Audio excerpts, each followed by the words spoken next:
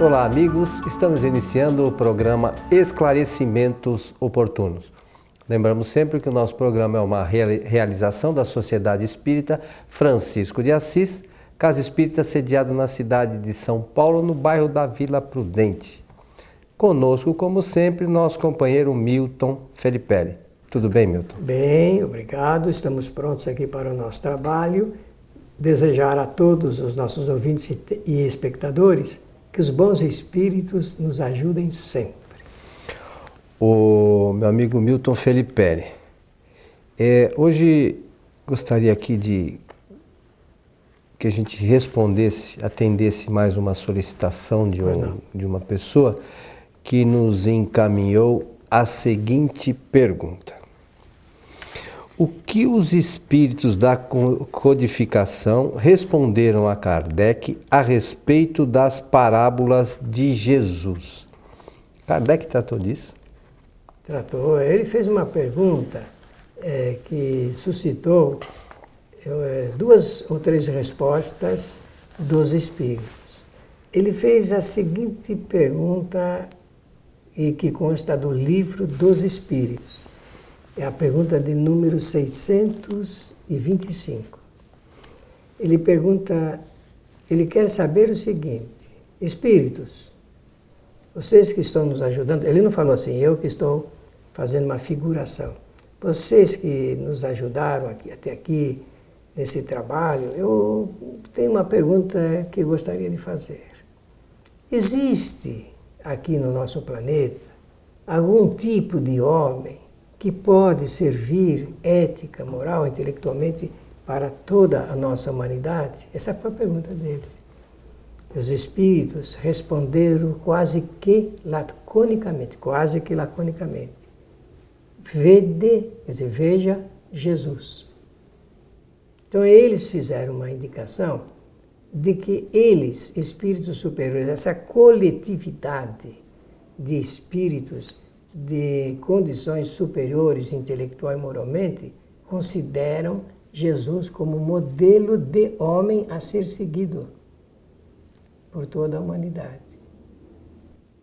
E é nesse modelo que nós deveríamos nos espelhar. Não é só através do conhecimento que ele expressa, não. Porque realmente o conhecimento dele, a ciência não é capaz de alcançar, a filosofia não é capaz de alcançar e a religião muito menos é capaz de alcançar. Jesus disse coisas que a ciência não tem condições nem de examinar, quanto mais de compreender e quanto mais de aceitar.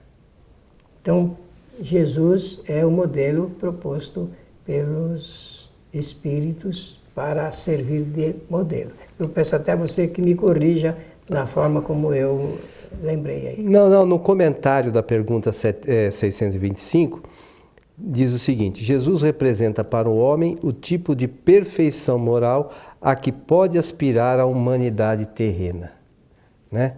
E Deus nos ofereceu como o mais perfeito modelo, e a doutrina que ele ensinou é a mais pura expressão de sua lei, porque estava animado do Espírito Divino e foi o mais puro ser jamais aparecido na Terra.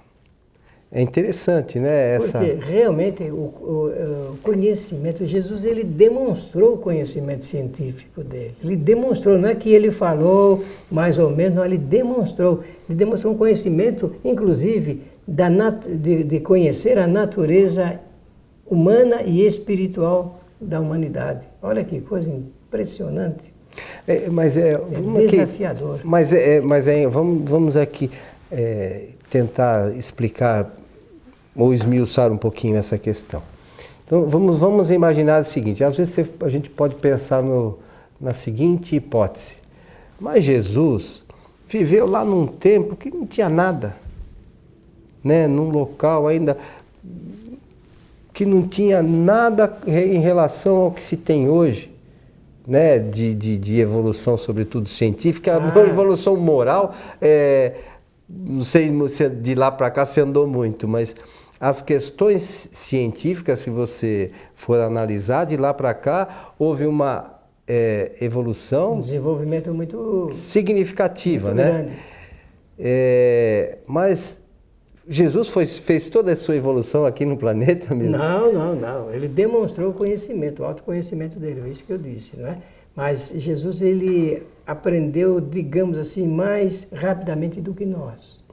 Ele usou os 3 atributos que a gente sempre fala aqui no nosso programa, a inteligência, a vontade e o pensamento, soube usar isso, e quem usa mais e melhor, aprende mais e melhor, e conseguiu estar à nossa frente, E nós, imaginei, ele, com certeza, como a lei é de evolução, ele está muito mais evoluído hoje do que estava naquele tempo.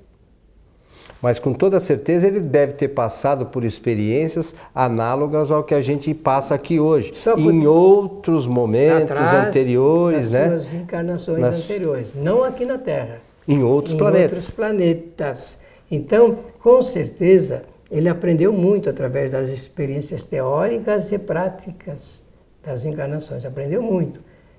Nós é que imaginamos que Jesus passou por aqui, ficou aqui, não é assim que funcionou essa esteira de conhecimento de Jesus na sua prática. Uma outra questão também é que a gente às vezes supõe que a Terra é o espelho da perfeição do universo, né? E a gente esquece que pelos ensinamentos dos Espíritos é um planeta de provas e expiações, vai ainda passar a ser planeta bom, vai demorar um pouco ainda, para ser um planeta depois que para abrigar os espíritos puros, né?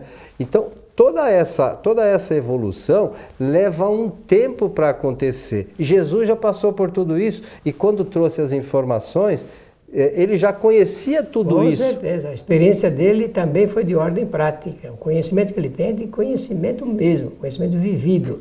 E ele demonstrou isso. Ele demonstrou à sociedade esse conhecimento.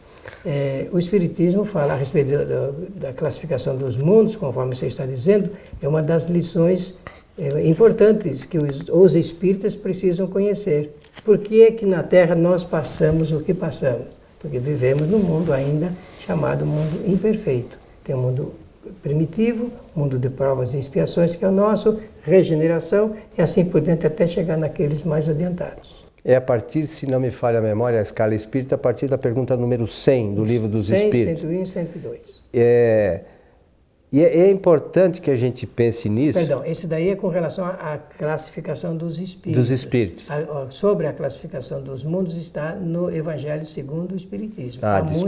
No capítulo Há muitas moradas. moradas na casa de meu pai.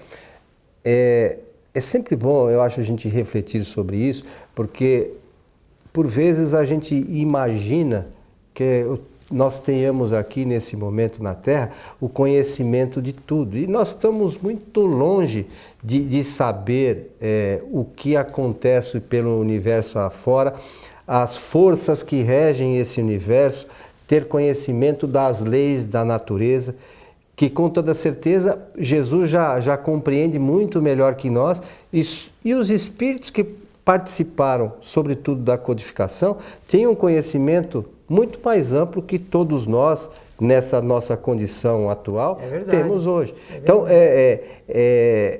quando as informações foram trazidas a Kardec, eu acredito, Milton, posso estar errado, que não falta nada.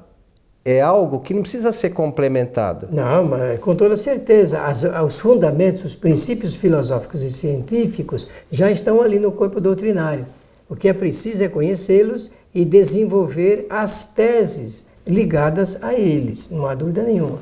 E também, se quisermos fazer uma contribuição, no campo da linguagem, da atualização da linguagem, que às vezes é necessário, porque tem uma terminologia muito antiga, recente-se de uma explicação moderna, não é? Mas tem uma outra questão aqui, que é a 626, Milton, que nós havíamos até comentado, que Kardec perguntou aos espíritos o seguinte: as leis divinas e naturais só foram reveladas aos homens por Jesus? Anteriormente seu conhecimento já era dado aos homens por intuição?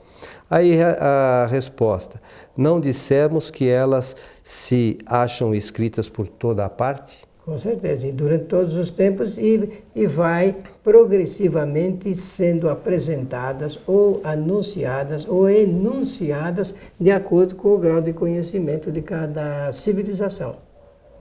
Ou seja, para alguns que, por exemplo, como essas leis naturais são de todos os tempos, né, que a gente desconhece, né, a origem e quanto isso representa, os espíritos não foram criados pelo espiritismo. Não, absolutamente. Né? Todas as leis que o espiritismo coloca hoje, que os espíritos colocaram na codificação, são leis naturais que também sempre existiram. Universais. A mediunidade, a comunicação com os espíritos, todas essas, a imortalidade, todas essas leis, elas sempre existiram no universo, é isso? E essa é uma tônica interessante de se abordar. O Espiritismo surgiu em 1857 para explicar como funcionam as leis naturais. E ele inicia pelas leis prioritárias, depois tem aquelas secundárias, terciárias e assim por diante, até chegar nessas leis físicas que a ciência estuda hoje. Nós estamos falando aqui com os recursos modernos, porque tudo isso obedece leis da física, inclusive, não é? E dentro da tecnologia dá para a gente fazer indicações melhores. Mas é exatamente assim. De forma que não é invenção da doutrina espírita, mas é uma explicação doutrinária do espiritismo. Para a gente pensar, né? Claro, com certeza. Kardec já convidava para que nós fizéssemos reflexões, né? A fé raciocinada, né, Milton? Por isso que no Livro dos Espíritos ali existe explicação sobre as leis naturais, envolvendo inclusive as leis morais.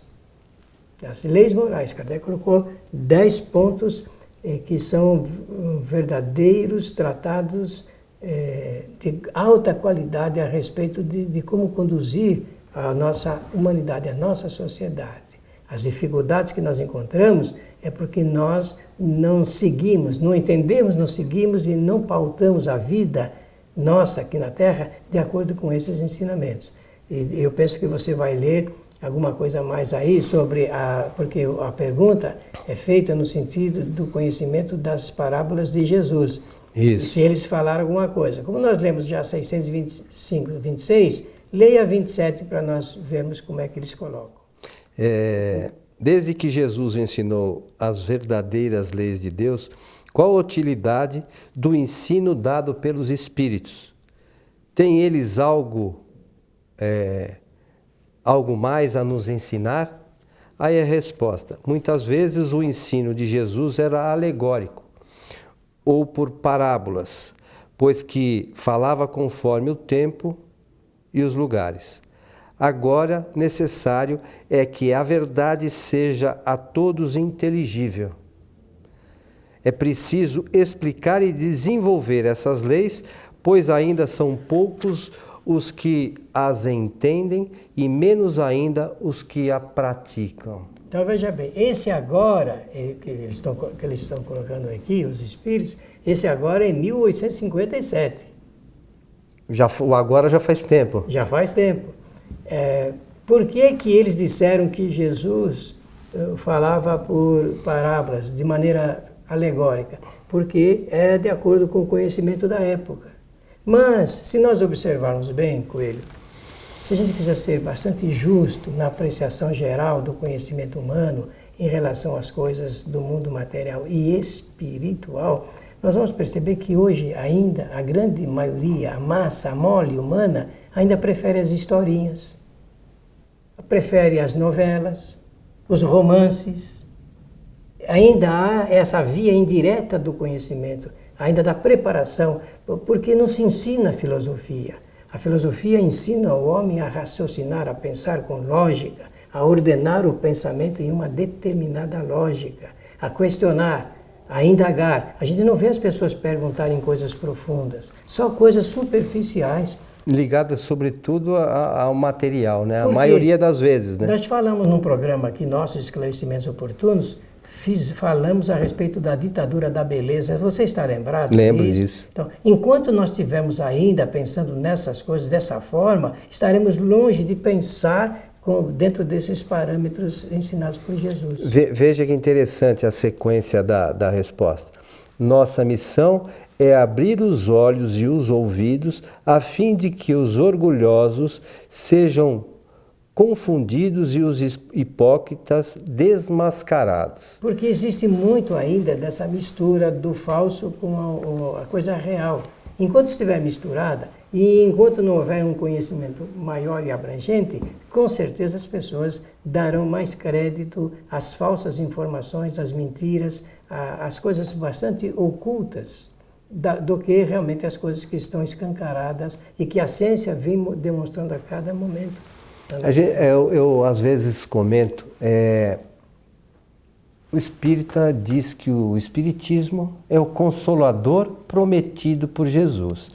Aí existe todo um código claro, aberto, para todos aqueles que quiserem entender. Não tem nada de ocultismo, de misticismo, nada. Está claro e objetivo.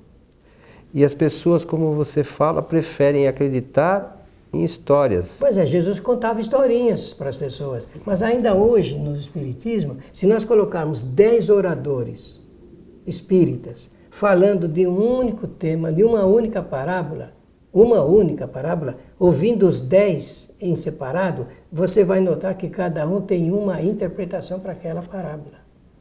Não são concordantes entre si. Por quê? Porque cada um tem um universo da sua cultura espiritual. Foi por isso que Jesus usou desse recurso pedagógico. Porque ele contava a história e cada um retirava da história o que servia de acordo com o seu grau de evolução espiritual. E cada um entende as parábolas da forma que melhor se adequa à sua necessidade, ao seu conhecimento e não à realidade. Exatamente. Só que os espíritos já falaram aí em 57 que o momento era de despertar e realmente fazer com que abríssemos os olhos e examinássemos a vida sob uma outra perspectiva, a da realidade concreta, do pensamento, porque é indireta as histórias, as parábolas de Jesus, conforme a gente lê no Novo Testamento, elas apresentam no fundo uma verdade, porque parábola é isso, é uma história que esconde lá no miolo uma realidade filosófica ou moral. E é isso que ele queria realmente, mas que cada um retirasse de acordo com o grau do seu conhecimento. Só que hoje nós podemos avançar mais. Nós não precisamos de romances para entender o lado espiritual, precisamos? Não. Não precisamos. Precisamos do romance para enlevar a nossa vida, para trazer aqueles momentos de dulcificação, de emoção, porque o romance ele cria uma situação maior no campo das emoções, mas nós precisamos governar a vida com a razão. Nós não podemos governar a nossa vida com as emoções.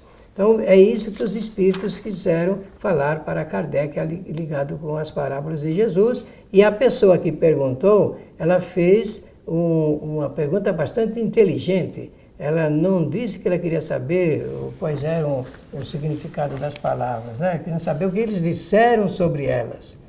O que os espíritos da codificação responderam a Kardec a respeito das parábolas? Então, responderam que realmente elas eram historinhas e que nós, no presente momento, não precisamos mais de historinhas, precisamos enfrentar essa realidade espiritual de acordo com as pesquisas da doutrina espírita. Então, vamos lá, só para a gente relembrar aqui. Muitas vezes o ensino de Jesus era alegórico ou por parábolas, pois que falava conforme o tempo e os lugares. Agora, necessário é que a verdade seja a todos inteligível. É preciso explicar e desenvolver essas leis, pois ainda são poucos, olha bem, são poucos os que as entendem e menos ainda os que a praticam. Você vê, em 1857, Kardec, os espíritos já trouxeram essa informação a Kardec e hoje não mudou muito isso aqui que está escrito, porque as leis o Espiritismo procurou trazer e a gente ainda está querendo escutar a história. É isso aí, é exatamente isso que eu quis dizer, que é preciso começar a raciocinar filosoficamente sobre a vida. E o Espiritismo é uma grande contribuição para isso. O Espiritismo é uma grande contribuição para isso. Meu amigo Milton, chegamos ao final de mais um programa Esclarecimentos Oportunos. Suas considerações, por favor. Obrigado pela pergunta, obrigado também pela ajuda e dizer a todos que desejo que os bons espíritos nos ajudem sempre. Gostaria de lembrar aqui aos amigos que nós lemos aqui, a partir do item 619, que trata do conhecimento da lei natural, né? Então, são poucas páginas.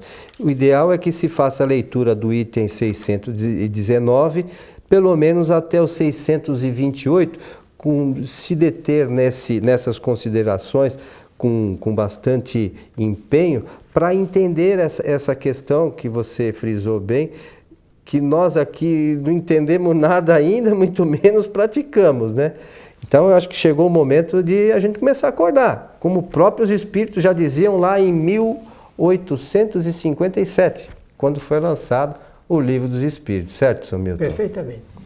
Mais uma vez convidamos a todos que assistam às nossas palestras da nossa casa, Sociedade Espírita Francisco de Assis, às sextas-feiras, a partir das 19h30, ao vivo pela internet no site tvfraternidade.com.br.